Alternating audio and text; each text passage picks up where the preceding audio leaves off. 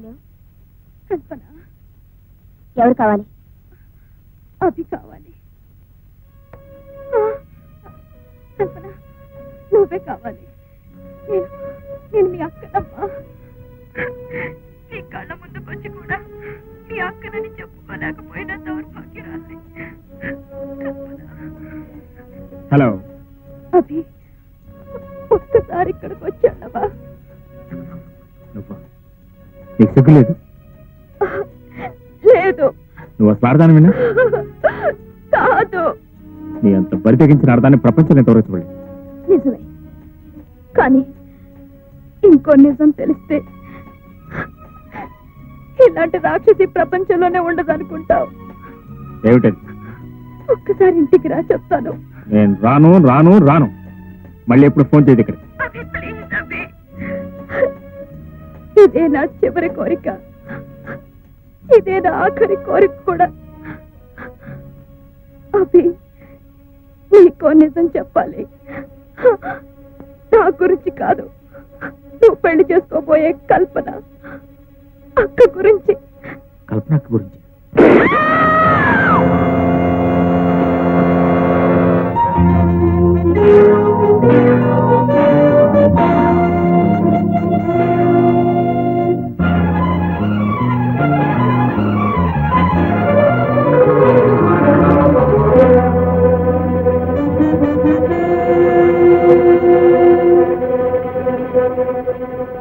అభి,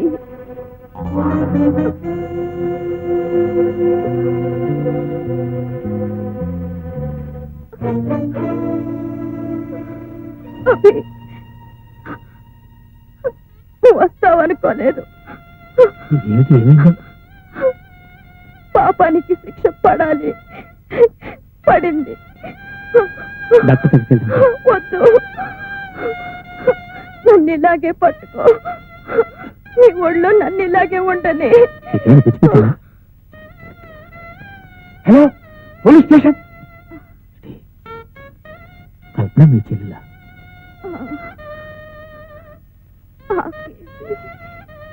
పప్పేసి ఉప్పేసి నెయ్యేసి ఇవాళ చాలా ఆనందంగా ఉంది. నా చెల్లెలకి నువ్వు దొరికావు. I'm very happy.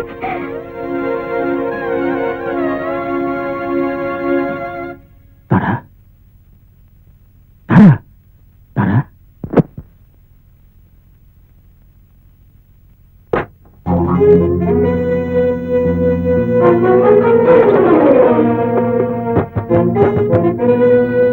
రండి ఇన్స్పెక్టర్,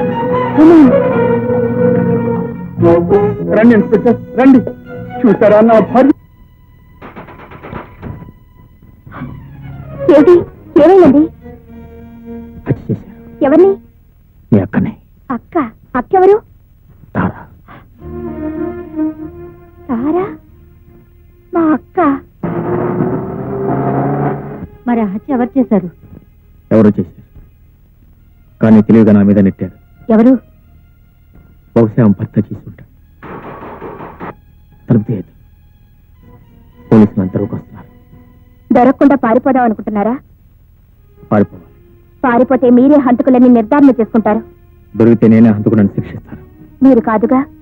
కాదని నాకు తెలుసు, కానీ చట్టం నమ్మదుగా. పారిపోయి నమ్మించగలరా? అసలు హంతకుని పట్టుకుని చట్టానికి అప్పగించగలను. ఆ పని ఇప్పుడు చేయొచ్చు. లేదు కాదు, నీకు తెలియదు. ఇంతవరకు నేను కొన్ని వందల సార్లు కోర్టులు హాజరయ్యాను, కొన్ని వందల సాక్ష్యాలు ఇచ్చి ఉంటాను. ఎంతసేపు సాక్ష్యం న్యాయం జరిగింది, కానీ నిజానికి న్యాయం జరగలేదు. ఇప్పుడు నేను పోలీసులు పట్టుబడితే నేను నిర్దోషం నిరూపించిన అవకాశం కూడా నాకు ఉండదు. వద్దండి, మీరు పారిపోయి తప్పు చేస్తున్నారు. మీరు చూస్తున్న గుడ్డి లోకలాగే చట్టం కూడా గుడ్డిదనుకుంటున్నారు. మీరు మారిందే నిజమైతే పోలీసులకు పట్టుబడిపోండి. పోలీసుల నుంచి తప్పించుకొని పారిపోయేవాడు నా భర్త కాకూడదు. బాబు, కల్పనే కాదు, నేను అదే చెప్తున్నాను. ఇక్కడి నుంచి పారిపోయావో నా మీదొట్టే.